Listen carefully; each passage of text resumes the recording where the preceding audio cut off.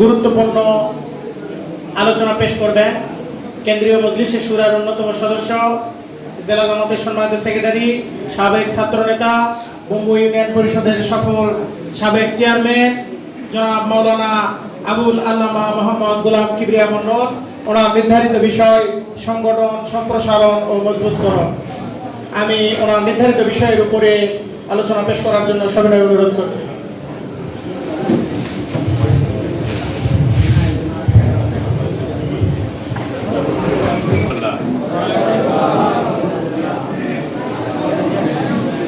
أعوذ بالله من الشيطان الرجيم بسم الله الرحمن الرحيم الحمد لله رب العالمين والصلاة والسلام الكريم Bangladesh Jamaat Islami Kusumba union শাখা কর্তৃক আয়োজিত কর্মী দায়িত্বশীল ভাইদের নিয়ে আজকের এই শিক্ষা বৈঠকের সম্মানিত সভাপতি ইউনিয়ন আমির, মঞ্চে উপস্থিত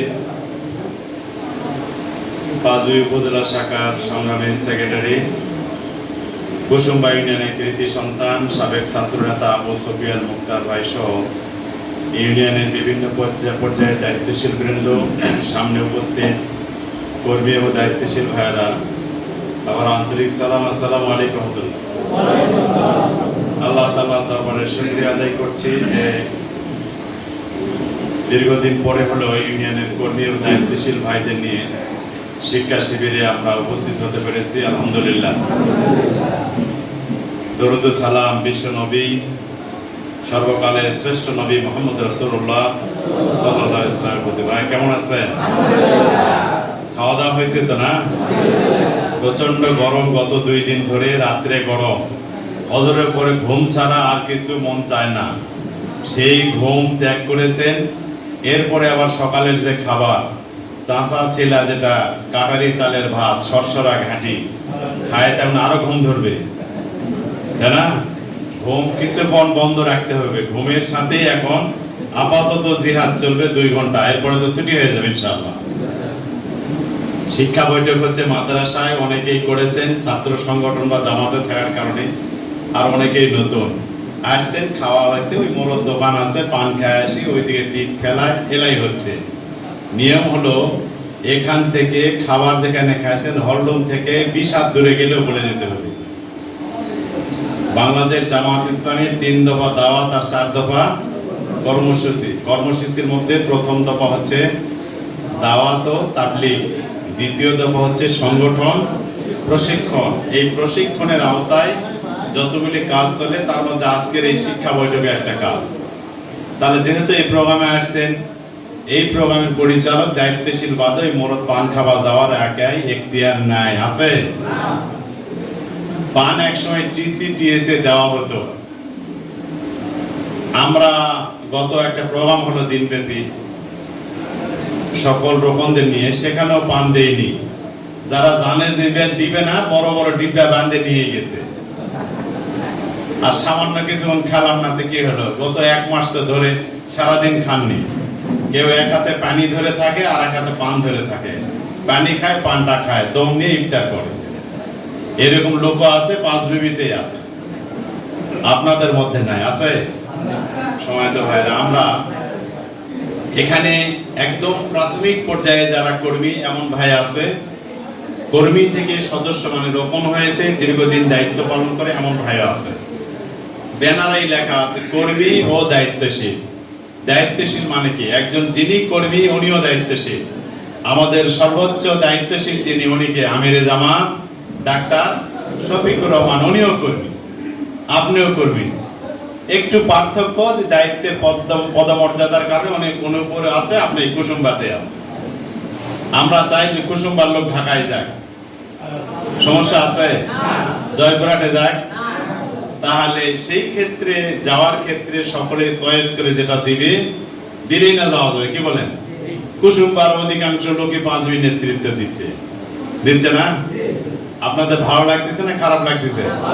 জি, আলহামদুলিল্লাহ।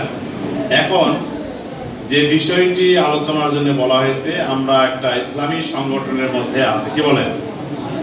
জিহাদ ফি সাবিলিল্লাহ। জামাত একটি পরিপূর্ণ ইসলামী আন্দোলন, এটা মেনে নিতে পারেন না? যদি কেউ মনে করে না আংশিক আর আংশিক নয়, তাহলে এখানে সে করতে পারবে না। মনে প্রাণে আগে আন্দোলনটাকে মানতে হবে। মানার ক্ষেত্রে প্রথম যেটা করণীয় সেটা আগে বুঝতে হবে। বোঝার পথে ঘাটে জোর করে তো মানবে না। জোর করে জবাই করা যেমন যায়, জোর করে বাধ্য করে আন্দোলন করানো যাবে না। আগে বুঝতে হবে, জানতে হবে, এরপরে মানার ক্ষেত্রে সিদ্ধান্ত নিলেই উনি কর্মী থেকে দায়িত্বশীল হয়ে ভূমিকা পালন করতে পারবে। আজ থেকে 20 বছর আগে যারা এই অবস্থানে ছিলেন, এই অবস্থায় আছে অনেক লোকে আছে। 15 বছর আগে যারা ছিলেন, পরিস্থিতি ভালোর আগে এরকম অনেক শিক্ষা শিবির করেছেন, শিক্ষা বৈঠক করেছেন, সে ভাইরাও আছে। কিন্তু হয়তো আগানোর সুযোগ হয়নি, অনেকগুলি কারণ।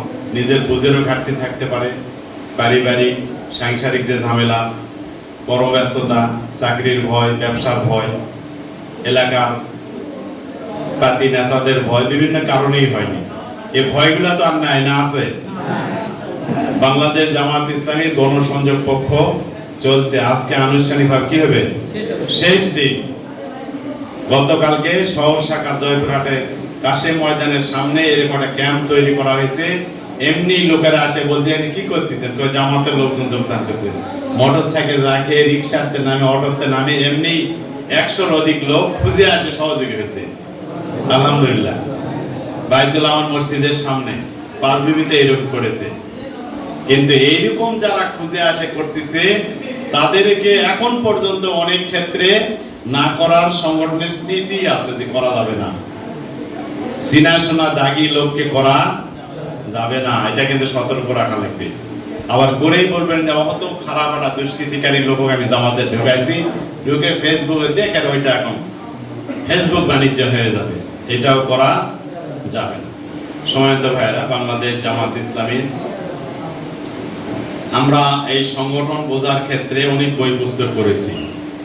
ইসলামী আন্দোলন ও সংগঠন, আমাদের মরহুম মকফুর নায়েবে আমির অধ্যাপক A.K.M. নাজির আহমেদ, অনেকের নাম শুনেছেন, অনেকে দেখেছেন, অনেকে তার বই পড়েছেন। সে বই সুন্দর আলোচনা আছে।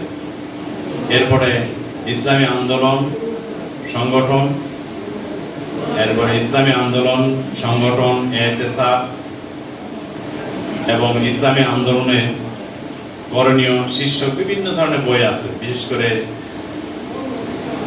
মরহুম মকফুর মাওলানা আমিরের জামাত মাওলানা মতিউর নিজামী সাহেব একটা লোকের ওনার একটা বই লেখা আছে। এই বইগুলি যারা পড়েছেন, নিঃসন্দেহে সে বইয়ে সুন্দর করে বিষয়ভিত্তিক পয়েন্টগুলো বলা আছে। যেহেতু আজকে দায়িত্বের কারণে বলা হয়েছে, এই জন্য আমি বলবো সংগঠন কারা করবে। সংগঠন তো বিভিন্ন ধরনের হতে পারে, আমাদের এটাও সংগঠন। কিছু সংখ্যক সমমনা লোক লাগবে, কিছু সংখ্যক সমমনা লোক সুনির্দিষ্ট লক্ষ্য উদ্দেশ্য হাসিলের জন্য একটা কর্মসূচিকে নিয়ে সুচিন্তিত মতামতের ভিত্তিতে এগিয়ে যাওয়া বা ঐক্যবদ্ধ হওয়া। আর সংগঠন তো শব্দের অর্থ আপনার সকলেই জানে, সংঘবদ্ধ হওয়া। সংঘবদ্ধ হওয়ার ক্ষেত্রে সংঘবদ্ধ প্রচেষ্টা ছাড়া কোনো কাজই সফল হওয়া যাবে না। ওয়াতাসিমু বিহাবলিল্লাহি জামিআ ওয়ালা তাফাররাকু।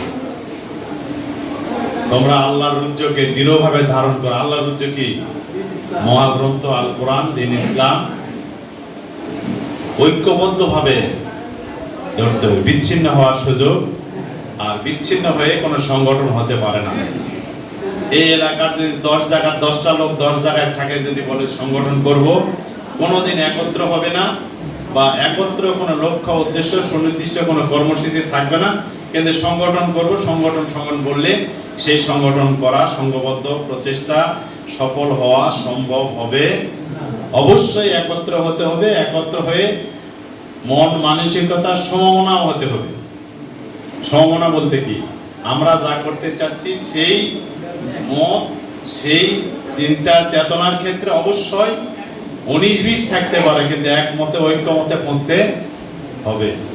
আর সংগঠনের ক্ষেত্রে যেটা সমমনার গুরুত্বটা এই জন্য যে সমমনা ভাইয়েরা সুনির্দিষ্ট লক্ষ্য বাস্তবায়নের জন্য কিছু পরামর্শ করে, সলা পরামর্শের ক্ষেত্রেও একা দেখা যাবে যে ঐক্য পরামর্শ, যেটা ঐক্যের ভিত্তিতে যেটা হবে সেটাকেই প্রাধান্য দিতে হবে। 10 জনের সংগঠন করবেন, পরামর্শ হলো 7 জনে একটা আর 3 জনে একটা। তাহলে 3 জনেরটা অগ্রাধিকার পাবে না 7 জনের? 7 জনের সিদ্ধান্তটা, পরামর্শটা সিদ্ধান্ত আকারে গৃহীত হবে। আর 3 জনেরটা ওই 3 জন যে সিদ্ধান্তের মধ্যে পরামর্শ আসে না, 3 জন আবার বাইরে কিছু বলার সুযোগ। পরামর্শের পূর্ব মুহূর্ত পর্যন্ত ওই দ্বিমত থাকতে পারে। পরামর্শ যখন সিদ্ধান্ত উপনীত হয়ে যাবে তখন 10 জনেরই এটি সিদ্ধান্ত হয়ে যাবে। এই কার্যক্রম বাস্তবায়ন করতে যায় সফলতা হলে 7 জনের কৃতিত্ব হবে না 10 জনের হবে? 10 জনের। ব্যর্থ হলে 10 জনের। কিন্তু ব্যর্থ হলেই তো ওই 3 জন বলে বেড়ায়, তখন বলেছিলাম আমার কথা আমার মত আপনারা নেননি, এটা যদি বলে ওই সিদ্ধান্ত বাস্তবায়নে যদি ব্যর্থতাও হয় তার মধ্যেও কল্যাণ। কিন্তু ওই 3 জন বলার কারণে সে কিন্তু ইসলামী আন্দোলনের সংগঠনভুক্ত হওয়ার কারণে সে কিন্তু গুনাহগার হবে। সকলে মিলে সিদ্ধান্ত নিয়ে বাস্তবায়ন করতে যায়, সফলতা হোক আর ব্যর্থতা হোক, ব্যর্থ হয়ে আর পরবর্তী বলার ইসলামী আন্দোলনের সুযোগ থাকবে না। পরবর্তী বিষয়ে কথা আসবে। ইসলামী সংগঠনের গুরুত্ব কেন? যে সংগঠনে একামতে দিন, দিনের কাজ আঞ্জাম দেওয়ার জন্য সুনির্দিষ্ট লক্ষ্য উদ্দেশ্য থাকবে তাকে আমরা ইসলামী সংগঠন বলবো। সংগঠনের মধ্যে একামতে দিনের আঞ্জাম দেওয়ার কোনো লক্ষ্য উদ্দেশ্য থাকবে না, সেটাকে ইসলামী সংগঠন। এমনি সাধারণ সংগঠন হতে পারে। 2 নম্বর হচ্ছে ইসলামী সংগঠনের অন্তর্ভুক্ত হয়ে এই দিনকে বাস্তবায়ন করার জন্য আত্মনিয়োগ করা প্রত্যেকটা মুমিন এবং মুসলমানের জন্য ফরজ। একামতে দিন বাস্তবায়ন করার জন্য এক্ষেত্রে আত্মনিয়োগ করা প্রত্যেক মুমিন মুসলমানের জন্য কি ফরজ। সংঘবদ্ধ প্রচেষ্টা ছাড়া আল্লাহর জমিনে আল্লাহর দিন প্রতিষ্ঠা করা সম্ভব নয়। আর সংগঠিত হয়ে সৌন্দর্যের মাধ্যমে ইসলামের শ্রেষ্ঠত্ব প্রমাণ করার জন্য আমরা এইটাকে প্রাধান্য দিয়ে ইন্নাদ দীনা ইনদাল্লাহিল ইসলাম, ইসলামকে পরিপূর্ণভাবে বাস্তবায়ন করার জন্য আমাদের প্রচেষ্টা থাকবে আল্লাহ তাআলার ঐকান্তিকতা পাওয়ার জন্য। এই প্রচেষ্টা শুধু মানুষ দেখানোর জন্য নয়। সংগঠন হতে পারে বিভিন্ন ধরনের। যে সংগঠন, মূল কথা হচ্ছে যে সংগঠনে একামতে দিন বাস্তবায়নের কোনো লক্ষ্য উদ্দেশ্য বা আয়োজন না থাকবে সেটাকে আমরা ইসলামী সংগঠন বলবো না। আর একামতে দিনের আঞ্জাম দেওয়া বাস্তবায়নের যে লক্ষ্য উদ্দেশ্য যেখানে থাকবে সেটাকে ইসলামী সংগঠন বলা হবে। আর ইসলামী সংগঠন করার ক্ষেত্রে অবশ্যই তো গুরুত্ব আছে। সূরা তওবা 41 নম্বর আয়াতে বলা হয়েছে, অনেকেই জানে, ইনফিরু হিফাফা ওয়া সাকালা ওয়া জিহাদু বিআমওয়ালিকুম ওয়া আনফুসিকুম ফি সাবিলিল্লাহি যালিকুম খায়রুল লাকুম ইন কুনতুম তাআলামুন। এরপরে সূরা হজের মধ্যে বলা হয়েছে ওয়া জিহাদু ফিল্লাহি হাক্কা জিহাদি ওয়াস্তাবা ওয়া মা জাআলা আলাইকুম ফিদ্দীন মিন হারাজ। সম্মানিত ভাইরা, আসলে একামতে দিনের কাজ করতে গিয়ে এ ব্যাপারে কোনো সংকীর্ণতার এখানে সুযোগ নেই।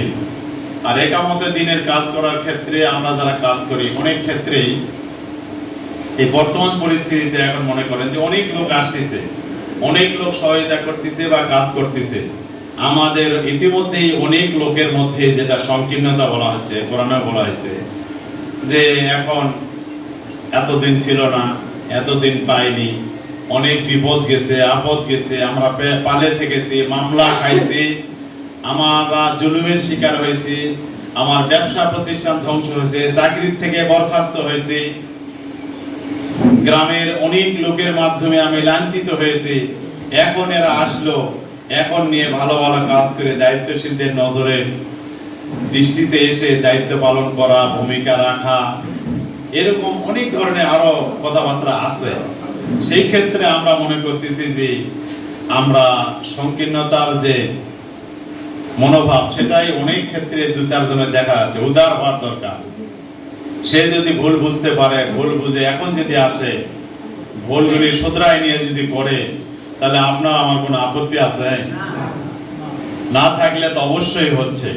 ইসলামী আন্দোলনে এই কাজটা হওয়া যাবে না বা হতে দেওয়া যাবে না, এর কোনো সুযোগ না। এই ক্ষেত্রে অনেক জায়গায় মতবিরোধ বা বিশৃঙ্খলা হয়নি, কিন্তু আগে থেকে পূর্ব লক্ষণ যেটা জানা যায় আমাদের দেওয়ান দরবার করতে হচ্ছে, এগুলো যেন হয় না। তাহলে আপনি যে কাজটা করতেছেন নিঃসন্দেহে এই কাজের যে সফলতার চাইতে আপনার ক্ষতি বেশি হবে।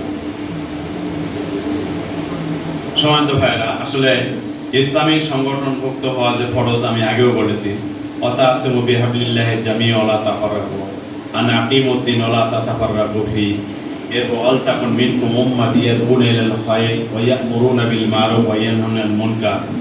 এগুলো অনেক আয়াত দ্বারা ইসলামী সংগঠনভুক্ত হওয়ার গুরুত্ব বলা হয়েছে এবং ইসলামী সংগঠন কিভাবে করতে হবে পরস্পর সেটা সূরা সফে বলা হয়েছে।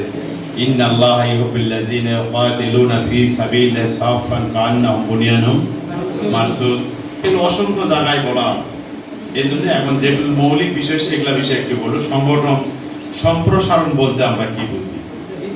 আমরা সংগঠন সম্প্রসারণ যে বৃদ্ধি করা বলা হয়েছে, এই ক্ষেত্রে আমাদের করণীয় কাজগুলি পয়েন্ট ভিত্তিক সেটা করি কিনি সেটা দেখবো। এক নম্বর হলো সকল পাড়া মহল্লায় সংগঠনের দাওয়াত পৌঁছে দেওয়া। এই যে আমাদের গণসংযোগ পক্ষ আজকে দিয়ে কয়দিন? 15 দিন। আজকে 15তম দিন। আমি যে এলাকায় কাজ করি সে এলাকার প্রত্যেকটি পাড়া মহল্লায় পরিকল্পিতভাবে এবারেও হোক বিগত সময়ের দাওয়াত দিতে পারলাম কিনা। আপনার মনে হয় কুসুম্বা ইউনিয়নে এমন কোন পাড়া মহল্লা বাকি আছে দাওয়াত দেওয়া হয়নি? আছে? নাই? এখন যদি পাড়ার নাম আমি জানি না, পাড়ার নাম এক জায়গায় আমার কাছে আছে, মোবাইল দিলে বাড়াবে, মহল্লার নাম যদি বলি আপনার যাওয়া তো হয়নি, কখন বলা তো হয়নি। ওখানে মুসলমান আছে 5-7টা, হিন্দুই বেশি। ওই মুসলমানের সাথে হিন্দুকে দাওয়াত দিতে হবে, নামাজের তো নয়, জামাত ইসলামের সহযোগী হওয়ার জন্য দাওয়াত দিতে হবে। এখনো অনেক পাড়া মহল্লা আছে যেখানে আপনারা যারা দাওয়াতে কাজ করেছে, আপনাকে পাড়ার নাম লিখেছিলেন প্রথম 11 তারিখের আগে, আপনার পাড়ায় 5 জন প্রভাবশালী লোক আছে, বড় গৃহস্থ আছে, চাকরিজীবী আছে, ব্যবসায়ী আছে, লিখছেন, আলহামদুলিল্লাহ। তাহলে পাড়া মহল্লা পরিকল্পিতভাবে দাওয়াত দিলেই সংগঠন সম্প্রসারণ হবে। এই যে 15 দিন হয়ে গেল, আমাদের সিদ্ধান্ত আজকেই জানা যাবে। অনেক জায়গায় কাজ কম হয়েছে, সম্ভবত আরো 5 দিন চলতে পারে। আজকে আমরা মেসেজ দিব, যদি চলে বাকি আরো 5 দিন কাজ চলবে ইনশাআল্লাহ। এটা হলো বিশেষ। আর ইসলামী আন্দোলনের আমাদের একটা ইউনিটের 4টা কাজ মাসে। কয়টা?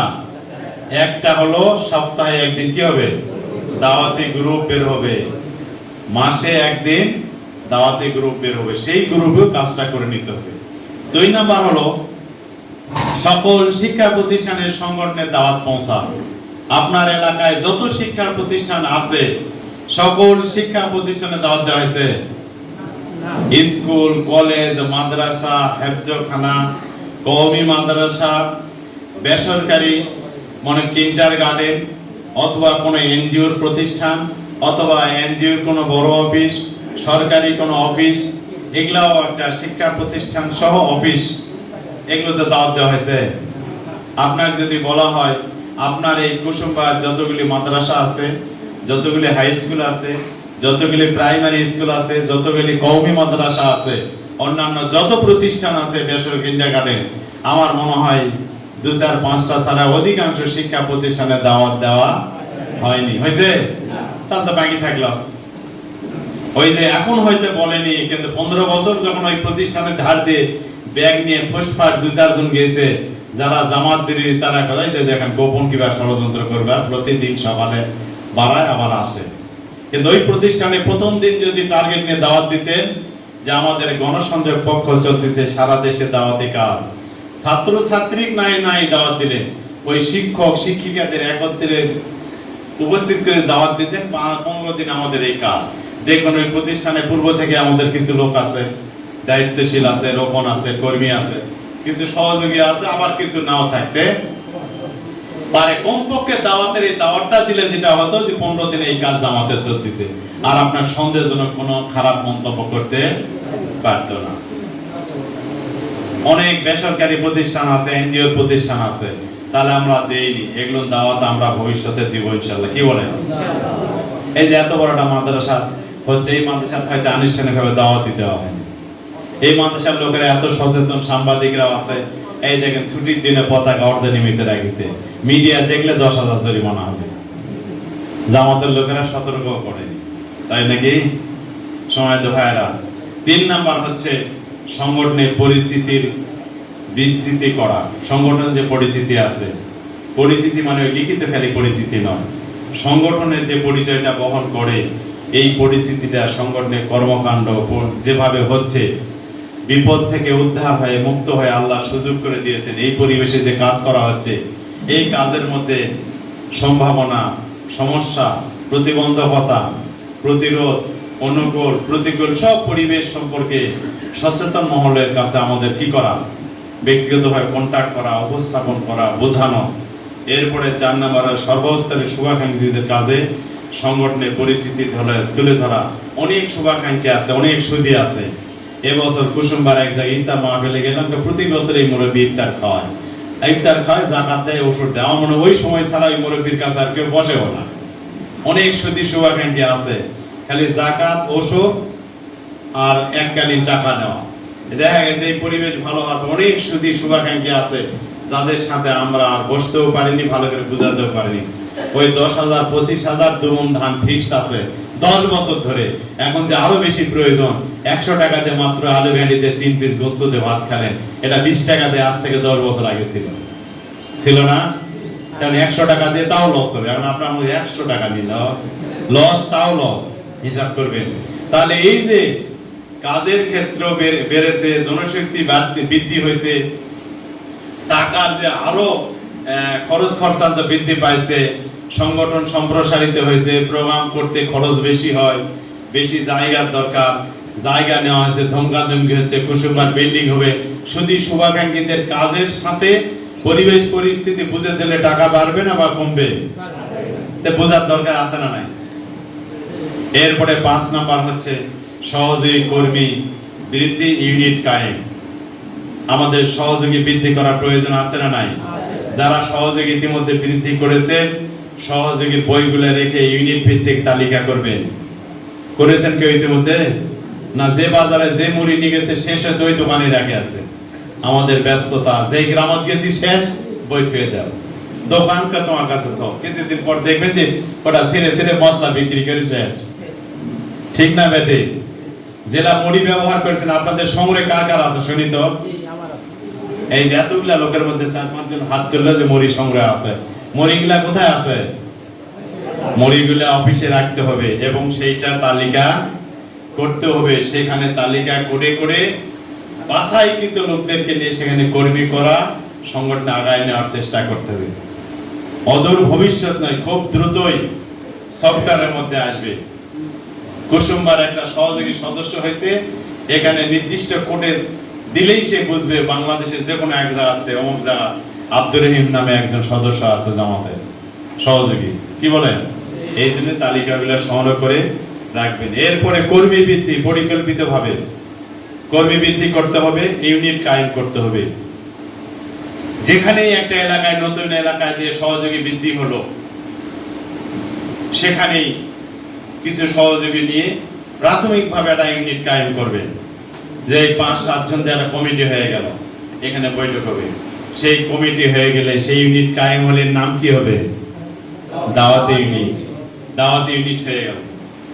আর যেখানে কোনো জামাতের নিয়মতান্ত্রিক কাজ নাই, সমমনা লোক নিয়ে কমিটি, সেটা হলো গ্রাম কমিটি। কি কমিটি? আমরা বাংলাদেশ জামাত ইসলামের কুসুমবা ইউনিয়নে আর কোনো গ্রাম কমিটি রাখতে চায় না। হয় দাওয়াতি ইউনিট না ইউনিট হবে। কি বলেন? যদি কোনো এলাকায়, কোনো পাড়ায় একটা দাওয়াতি ইউনিট অথবা একটা ইউনিট থাকে, তাহলে সেটা গ্রাম কমিটির আওতায় হবে।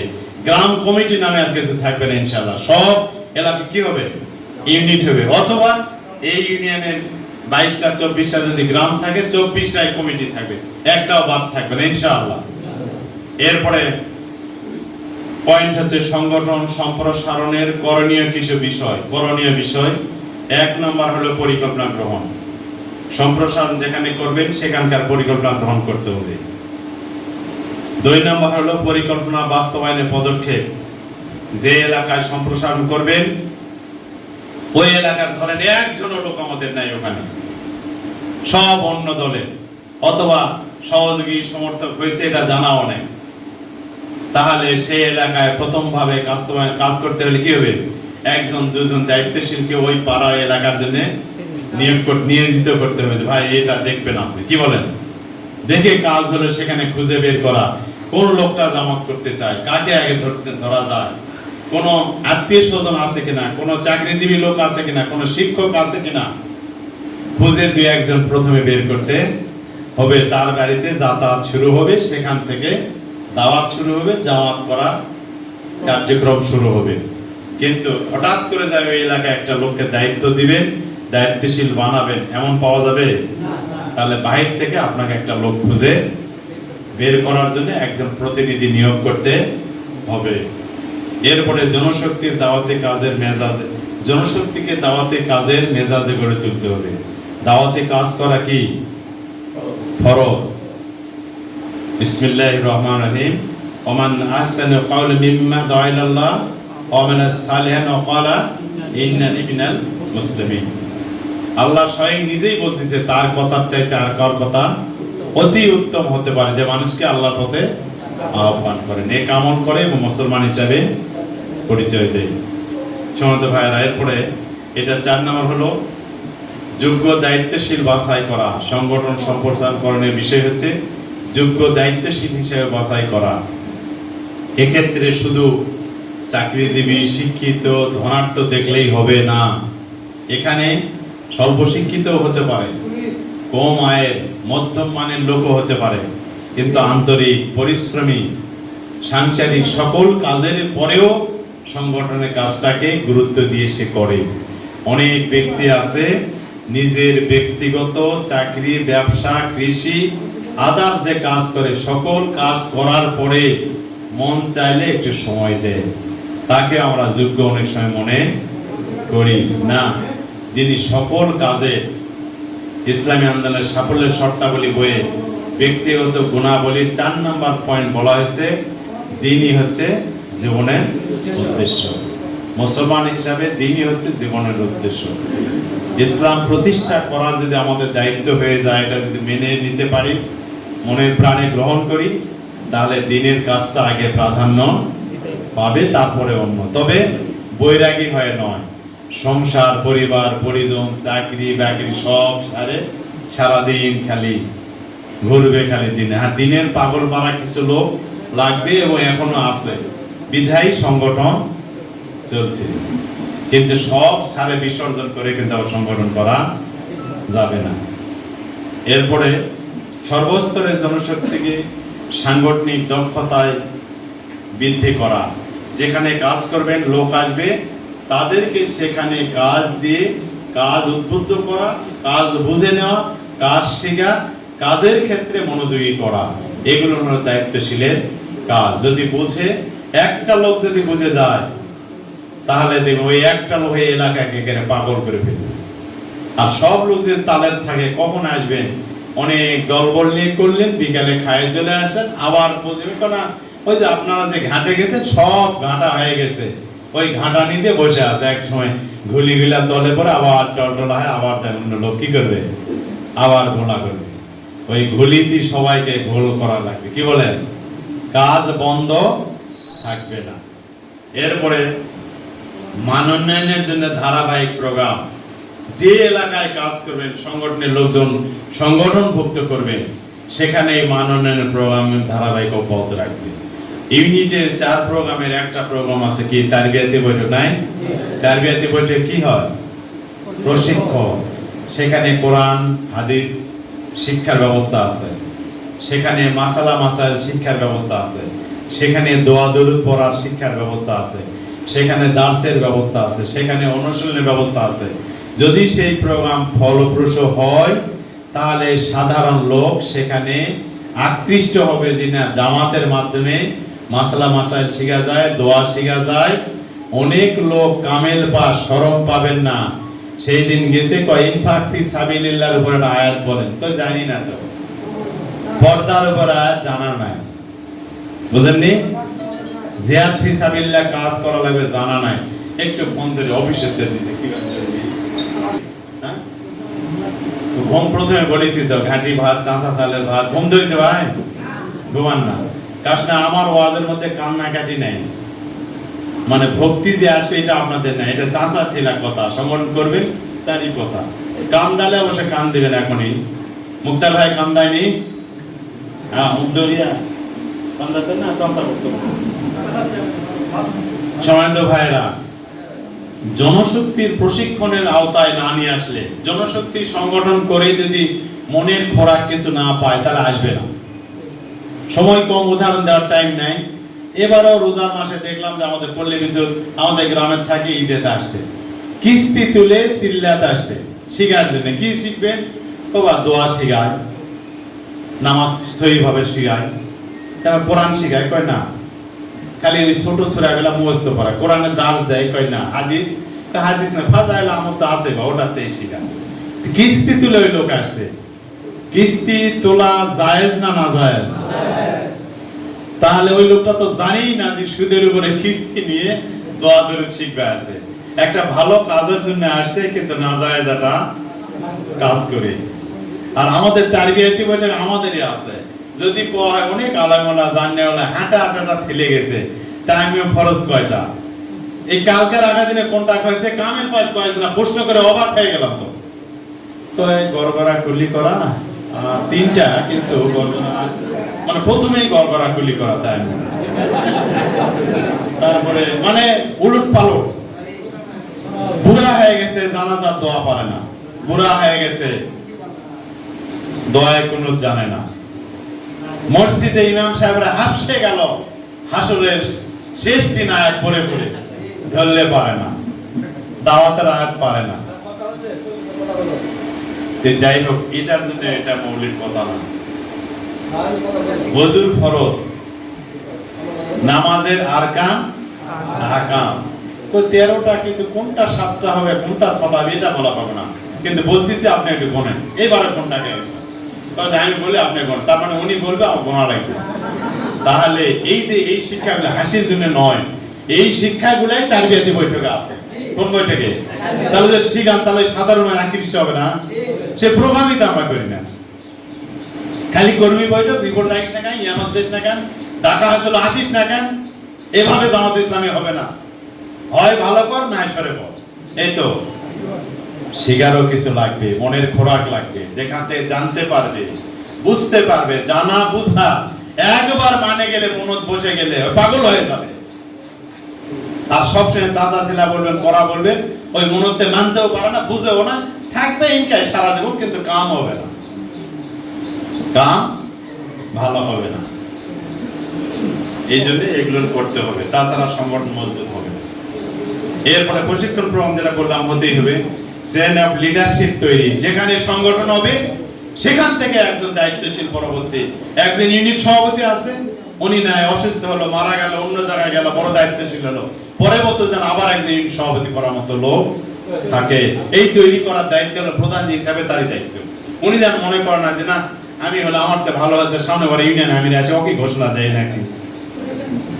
এইরকম ইসলামী আন্দোলনের কোন লোক যদি মনোভাব পোষণ করে, সে আন্দোলনের কোন সময়ের জন্য কল্যাণ কামনা করে না। অনেক যোগ্য লোকের সামনে জেলা আছে, জেলা আমি বানালে আমার কি যায় আছে, আর একজন ভালো লোক হবে, আমাকে যেখানে দিবি সেখানেই করবো ইনশাআল্লাহ। কি বলেন? ইসলামী আন্দোলনে চেইন অফ লিডারশিপ তৈরির জন্য অবশ্যই পরবর্তী দায়িত্বশীল। অনেক জায়গায় দেখা গেছে একজন ভাই খুবই ভালো, ইয়ানত দেয়, রিপোর্ট দেয়, সব ভালো, উনি অসুস্থ অথবা মারা গেছে, চলে গেছে, আরেকজনকে দেওয়া হয়েছে, আর ইয়ানত ওঠে না। কেন ওঠে না? ওই 200 ইয়ানত পকেট থেকে 10 বছর ধরে নিতেই দেয়, কাউকে আদায় করে না। সকল কর্মী শুধু সুবাকে খুশি রাখছে, কয় টাকা, কেন উনি বলে যে আপনার খালি কাম করেন, টাকা আমি দেবো। তাহলে উনি ভালো করেছে না খারাপ করেছে? সংগঠনটাকে ওখানে একটা কবর দিছে। সংগঠনের নিয়ম কি? যিনি কাজ করবে, দায়িত্ব পালন করবে, যিনি সংগঠনভুক্ত হবে, উনি টাকা দিবে, উনি খরচ করবে, উনি খাবে। কি বলেন? সকলের সম্পৃক্ততা ওখানে লাগবে। এটা অনেক জায়গা হয়, কুসুমবাদ যান করেন না, মরে শেষ হবে, নিজেও আর্থিকভাবে ক্ষতিগ্রস্ত হবে, সংগঠনকেও ধ্বংস করবে। এটা কেউ করেন নাকি? না, করবেন না। প্রয়োজন টাকা পকেটে দিয়ে দাও। ওই যে আব্দুল হামিদ যেমন করে, চাচা এখন তো আদায় এনে আদায় করে কাল দেবে, আজকে জমা দিয়ে দাও, তাহলে আদায়ের আগ্রহ বাড়বে। হামিদ মাইন্ড করো না, মানে দিয়ে গেলেই আদায় হবে, আর ছাড়ে দিলে আবার আদায় করবেন। কি বলেন? এই জন্য টাকা আনবে। আর্থিক অসচ্ছলতা, যেটা কথা বললাম, যে অসচ্ছলতা থাকলে একটা ইউনিটে কয় টাকা লাগে? 5 জন 10 জন কর্মী আছে, 20 জন সহযোগী আছে, 5 জন সুদী আছে, ওই ইউনিটে ওখানে 1000 টাকা মাসে আদায় করা কি অসম্ভব? তাহলে আপনি যদি চেষ্টা না করেন পাবেন কোথায়? আপনার যাকাত আদায় করতে বলেছিল, একটা লোকের যাকাত হয়নি, 10টা লোক তো অর্থশালী লোক, এই যে রমজান মাসে দান করে না, আমাদের চিঠি দিছে, আপনার যাকাত হয়নি, যে 1 টাকা দান করলে কয় টাকা সওয়াব পাবেন? 70, তার চাইতে বেশি। রোজার মাসে বলে আপনি দেন, এই 100 টাকা দেন না কেন, 2000 টাকা দেন, বললে দিত না? কই যাকাতে দেওয়ার লোকই না, কাক চিঠি দেই, কাক বোঝায়। তো রোজার গুরুত্বে যে আপনি আদায় করতেন 5000 টাকা, যাকাতের টাকা যে খাতে আদায় ব্যয় করা যায় সেই খাতে আপনি গোটাই বছর করতেন। আপনার সুযোগ থাকতে করেননি। 2 মণ ধান দিছে, 3 মণ আদায় করে 1 মণ বেচে ওয়ালে খাইছেন, আর 2 মণ দিছেন। কই 2 মণ কোটা আদায় করে, আর বললেন হলো না, কোটা আছে 2 মণ। তার আদায় করতে কেউ মানা করেছে? আপনার যেমন মানাই করেনি, তেমন ওই এলাকায় আরো যারা দানশীল দেওয়ার সুযোগ ছিল তাদেরকে আপনি দেওয়া থেকে বঞ্চিত করলেন। এই জন্য আপনার টার্গেটে শুধু নয়, টার্গেটের চাইতে বেশি আদায় করার চেষ্টা আপনার করতে হবে। তাহলে হাতে টাকা থাকলে গাও গরম হবে, সংগঠনে যে কোনো প্রোগ্রাম নেওয়া সম্ভব হবে। তাছাড়া যে না থাকে ওই ড্যাম বিস্কিট ছাড়া, টাকা থাকলে ভালো খুঁজবেন, ডেট আছে না, না এটা কালকের না আজকাল, টাকা না দেবো ওই মোড়া ঝোলা আছে ওটা নিয়ে আসো, 2 প্যাকেট নিয়ে আসো। 1 বিস্কিট খায়, 3 গ্লাস পানি খায়, আর কি হয় না? বিস্কুটের সেটটানি যায় না। আর কর্মী ভালো হবে কেমন করে? সময় তো ভাইরা, সংগঠন সম্প্রসারণের সমস্যা কিছু আছে, প্রতিবন্ধকতা আছে। খালি বলবো, যেহেতু নোট করতেছেন না আপনারা, যথাযথ পরিকল্পনা গ্রহণের অভাব। যা পরিকল্পনা নিলে সম্ভব তার চাইতে অজগবি এক ধরনের পরিকল্পনা নেই। আপনার ওই ইউনিটে 3 জন কর্মী বছরে করা সম্ভব, আপনি 10 জন নিছেন, সহযোগী 20 জন, 100 জন নিছেন। আপনার টিএস করা যাবে প্রতি মাসে একটা, আপনি নিছেন 12 জন, 24টা। এক কথা, সম্ভবের চাইতে অসম্ভব অবাস্তব পরিকল্পনা নিয়ে এটাও করেন না, আর খালি হতাশা ফিল করেন। এটা একটা সমস্যা। এর থেকে প্রতিকার পেতে হলে বাস্তবসম্মত পরিকল্পনা নিতে হবে, এর বাইরে সুযোগ নাই। সর্বস্তরে জনশক্তির পেরেশানির অভাব।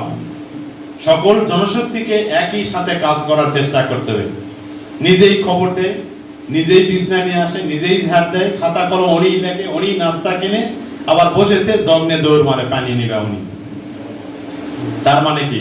যিনি করেন উনি করেই যাচ্ছেন। এই 5টা কাজ 5 জনকে দিয়ে করতে হবে, 5টা খবর 5 জনকে দিতে হবে, 10টা ব্যক্তিকে দায়িত্ব দেওয়ার জন্য 5 জনকে দিতে হবে, দিয়ে খোঁজ নিতে হবে। তাহলে ওই ব্যক্তি, ওই জনশক্তি কাজের মধ্যে থাকলো।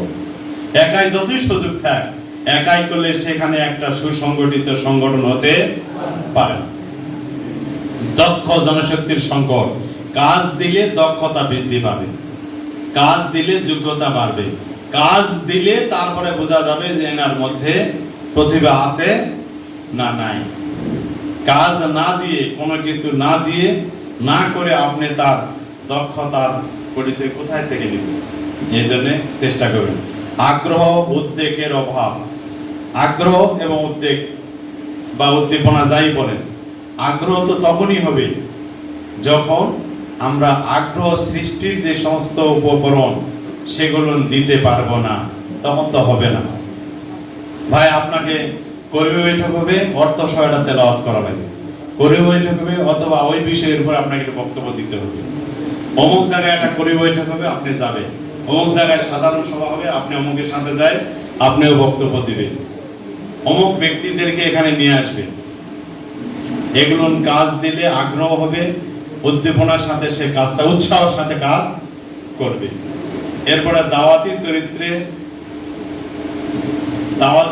চরিত্র বা মন মেজাজে গড়ে না ওঠা জনশক্তি। এরপরে আর্থিক সংকট, যেটা বলেছি আর্থিক সংকট সমাধান করতে হবে। এরপরে সংগঠন গণভিত্তিক রচনা বা মজবুতি অর্জন। 15 শেষ করার কথা আছে। গণভিত্তিক রচনা বা মজবুতি অর্জন। মজবুতি অর্জন বলতে কি বোঝায়? কোন সংগঠন সাংগঠনিক দুর্বলতা দিকগুলি পরিহার করে ক্রমান্বয়ে জনশক্তিকে নিয়ে শক্তি বৃদ্ধির জন্য গণমানুষের সংগঠনে পরিণত হলেই কোন সংগঠনের দুর্বলতা দিকগুলি পরিহার করে জনশক্তিকে নিয়ে ক্রমান্বয়ে কোনো মানুষের সংগঠনে রূপ নেওয়ার জন্য চেষ্টা করাকেই মজবুত সংগঠন বলা হয়। সংগঠনের সাংগঠনিক যে সমস্ত দুর্বলতাগুলি আছে সেগুলো পরিহার করতে হবে। পরিহার করে দুর্বল দিকগুলি পরিহারের মাধ্যমে গণসংগঠনে রূপ নেওয়ার জন্য সকল জনশক্তিকে সম্পৃক্ত করতে হবে। সকল জনশক্তিকে সম্পৃক্ত করলেই সে এলাকায় সংগঠন মজবুত হবে। এখন সাংগঠনিক দুর্বলতা বলতে এক জায়গায় ধরেন 10 বছর ধরে একটা কমিটি দেওয়া হয়েছে, প্রতি বছর খালি রিনিউ করা হয়, কিন্তু এই কমিটির দ্বারা কোনো কার্যক্রম ভালো মূলত হয় না।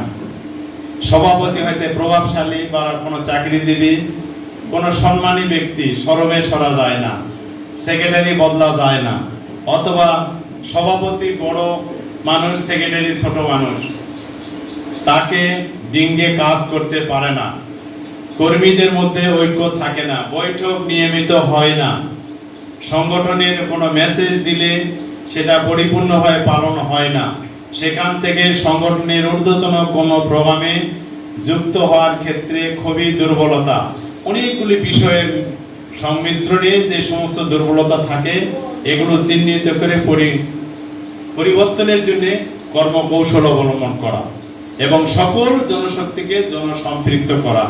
অথবা কর্মীর মধ্যে মতের মিল নাই, দীর্ঘদিন ধরে শোনে, কোনোদিন বসাও হয়নি, সমস্যার সমাধানও হয়নি, দায়িত্বশীলের মধ্যে সমস্যার সমাধান হয়নি, সাধারণ লোক বলা কওয়া করে, সভাপতি সেক্রেটারি মিল নাই, কর্মীতে মিল নাই, সহযোগী কর্মীতে মিল নেই, ওখানে জামাতের আবার কি কাজ হবে? তাহলে এরকম থাকলে সেখানে সংগঠন মজবুত হবে? সেটা পরিহার করতে হবে। সেটা করার জন্য ঊর্ধ্বতন দায়িত্বশীলের হস্তক্ষেপ বা সেখানে পদচারণা, সেখানে পরামর্শ, সেখানে বৈঠক আদির মাধ্যমে করতে হবে। তাহলে সেইখানে সংগঠন মজবুত হবে। সংগঠন মজবুতের জন্য কিছু বিষয় আছে গুরুত্বপূর্ণ। তা 1 নম্বর হচ্ছে সুযোগ, যোগ্য নেতৃত্বের সমাবেশ।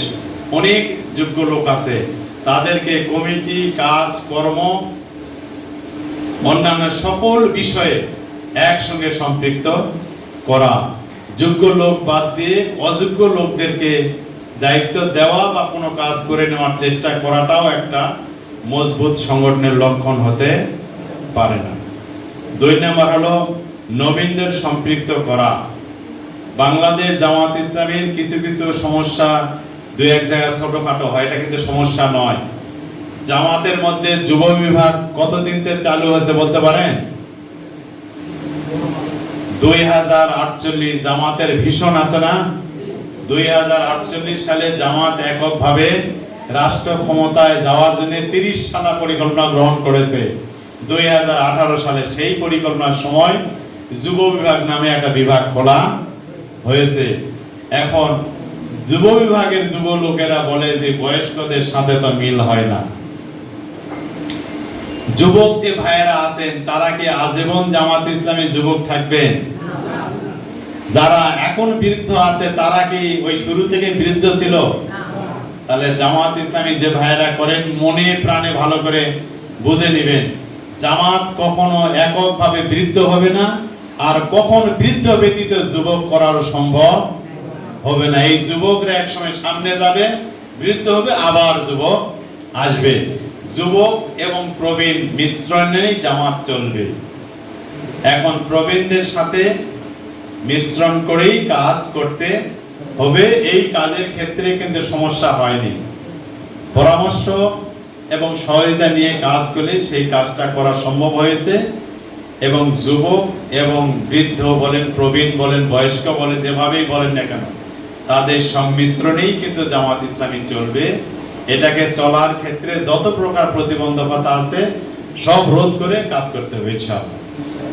ব্যবস্থাপনায় যোগ্য নেতৃত্বের সমাবেশ, যারা কাজ ব্যবস্থাপনায় থাকে, দায়িত্বে থাকে, কোনো প্রোগ্রাম কোনো কিছু সফল করার জন্য থাকে, তাদের মাধ্যমে যোগ্য লোকের থাকবে। 4 নাম হলো প্রয়োজনীয় এবং অন্যতর উপকরণের সমাবেশ। এই যে গণসংযোগ চলতেছে, এই ক্ষেত্রে উপকরণের দরকার ছিল।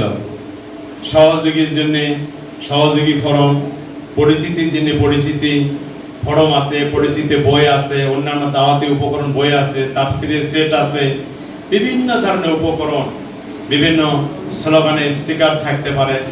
এগুলো হয়তো দেখা গেছে যে আমাদের বিভিন্ন সময় অনেক সময় ঘাটতি হয়েছে, ঘাটতি হয় না, কম থাকে, অস্থির হয়ে যায়। এগুলো সময় সুযোগ মতো এবং প্রয়োজনীয়তার তাগিদেই উন্নত মানের নিয়ে আসে এখানে সংগ্রহশালায় রাখা এবং সেগুলো প্রয়োজন মতো ব্যয় ব্যবহার করা। 5 নম্বর, ইউনিট পর্যায়ে পর্যাপ্ত সাংগঠনিক নেটওয়ার্ক সম্প্রসারণ করা, গড়ে তোলা। ইউনিট পর্যায় পর্যন্ত আমরা এই কঠিন সময়গুলিতে দেখা গেছে ঢাকার একটা মেসেজ দেওয়া হয়েছে, সেই মেসেজটা আমরা পাওয়া মাত্র ইউনিট পর্যন্ত দেওয়ার চেষ্টা করেছি। কিসের মাধ্যমে? মোবাইলের মাধ্যমে। সেই মেসেজগুলি দেওয়ার ক্ষেত্রে হয়তো অনেকেরই বড় বড় মোবাইল ছিল না, অনেকেরই সমস্যা ছিল, তারপরেও কোনো না কোনো ভাবে দেওয়ার চেষ্টা করেছি। এখন হয়তো মোবাইল হবে কম, কিন্তু মাধ্যমে খবর দেওয়া হবে বেশি। এই যে গণসংযোগ হয়ে গেল, খবর পাননি এ পর্যন্ত দু একজন লোক আছেন কি? গণসংযোগ হলো অথচ কেউ খবর পাননি, আজকে আসে শুনলেন, এমন থাকলে বলেন আছেন কেউ? নাই, আলহামদুলিল্লাহ। থাকলেও হয়তো সাহস করে বলবে না, থাকার কথা নয় আর কি। তার মানে যে কোনো খবর প্রচারণার জন্য হবে, সঙ্গে সঙ্গে সেটা অধস্তন পর্যন্ত দেওয়া আমাদের সকলেরই দায়িত্ব। সেইটা দিলে করুক বা না করুক, অন্তত তথ্যটা জানা থাক, যাতে এখানে ইনফরমেশন থেকে তাতে গ্যাপ না থাকে। এরপরে 6 নম্বর, নেতৃত্ব ও কর্মীর মধ্যে সুসম্পর্ক। আগেই বলেছি, যারা দায়িত্বে থাকবেন তারা এবং কর্মীর মধ্যে কি থাকবে? সুসম্পর্ক থাকবে। একজন নেতা সম্পর্কে কর্মীর যেন স্লোগান হয়, সকল কর্মী যেন মনে করে যে আমাকে সবচেয়ে বেশি ভালোবাসে। যেন সময়টা শেষ, তাহলে আমাদের ছাত্র শিবিরের একটা প্রোগ্রামে একজন দায়িত্বশীল বলেছিলেন যে একজন দায়িত্বশীল সম্পর্কে 2 জন কর্মী পারস্পরিক কথা বলতেছে। কথা হচ্ছে যে, একটু মনোযোগ দিয়ে শোনেন, যে একজন কর্মী বলতেছে যে ইউনিয়ন আমির আমাকে বেশি ভালোবাসে, আরেকজন কর্মী না আমাকে বেশি ভালো। মানে 2 জনে এমন তর্ক বিতর্ক, কেউ কাউকে মানাতে পারে না যে কোন কর্মীকে বেশি ভালোবাসে আর কাকে কম ভালোবাসে। এখানেই দেখা গেল যে 2 জনের তর্কের মাঝেই তৃতীয় আরেকজন কর্মীর আবির্ভাব হলো। এখন ওই কর্মী মনে করতে 2 জনের তর্ক বিতর্ক কি নেই। এখন কর্মী বলতেছে যে ভাই, বলতেছে ইউসুফ ভাই আমাকে বেশি ভালোবাসে, কিন্তু আসলে ওনাকে ভালোবাসে না, আমাকে ভালোবাসে। তো এখন তো কেউ কাউকে মানতে চায় না। তৃতীয় ব্যক্তি যদি সেখানে বলে যে না, 2 জনের কথা বন্ধ করেন, কথা হলে এখানে 2 জনের চাইতে আমাকে বেশি ভালোবাসে, তাহলে বুঝে নিতে হবে যে ওই দায়িত্বশীল সকল কর্মীর প্রতি সমান স্নেহ, ভালোবাসা, ভক্তি কি দিতে পেরেছে ওই দায়িত্বশীল সফল। তার মানে কর্মী দায়িত্বশীল সম্পর্কে যেন এমন তর্কে লিপ্ত না হয় যে কাউকে ভালোবাসে বেশি, কাউকে বাসে কম। এটা ইসলামী আন্দোলনের দায়িত্ব। এই জন্য নেতৃত্ব কর্মীর মধ্যে সুসম্পর্ক থাকাটা বাঞ্ছনীয়, যদিও সকলে আমরা পারি না, এটি হওয়ার জন্য চেষ্টা করবেন। কর্মীদের পারস্পরিক সুসম্পর্ক যেটা বলেছি আপনারা ভালো করেই বোঝেন। একই এলাকার লোক 2 শরীকে জমির কেসাল বসেন না, সমাজের বিয়া শাদীর দাওয়াত নিয়ে কেসাল বসেন না, মসজিদ কমিটি নিয়ে কেসাল বসেন না, এমন কুসুমবাদে নাই। তাহলে এটা থাকা যাবে? তাহলে এটা যদি কোনো ইউনিট ওয়ার্ডে থাকে, ওই এলাকার সংগঠনের কাজ বৃদ্ধির চাইতে সেখানে ক্ষতি বেশি হবে। এইটা কোনো ক্রমেই থাকা যাবে না। দিনের স্বার্থে নিজেই একটু ত্যাগ স্বীকার করি, ক্ষতিগ্রস্ত হয়ে নিজেই আমি আত্মসমর্পণ করি। তাও সেটাকে সমাধান করার জন্য আমি সেইখানে অন্তর্ভুক্ত হই। পারা যাবে না? পারা যায় না। কত ভোটে পারেননি তো অনেক ওয়ার্ডে, এখনই মেম্বার দেওয়ালে এখনই তো শুরু হয়েছে।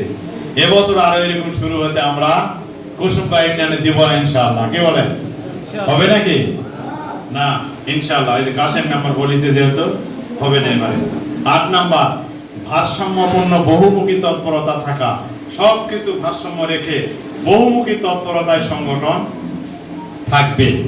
আমাদের এখন সময় সুযোগ এসেছে বিধায় সব জায়গায় আমরা প্রাধান্য পাওয়ার জন্য, সেটা এস্টাবলিশ করার জন্য আমরা সেখানে জোর বা জবরদস্তি বল প্রয়োগ আমরা করব না। সময় সুযোগে আমাদেরকে যদি কোনো জায়গায় এখন বিলম্ব হয়, কিন্তু সেখানে অবশ্যই আমরা সেখানে যেতে পারবো, মানুষই আমাদেরকে সেখানে দিবে, এটা রক্ষা করবে। এরপরে কর্ম এলাকায় নেতা কর্মীদের ব্যাপক প্রভাব সৃষ্টি করা।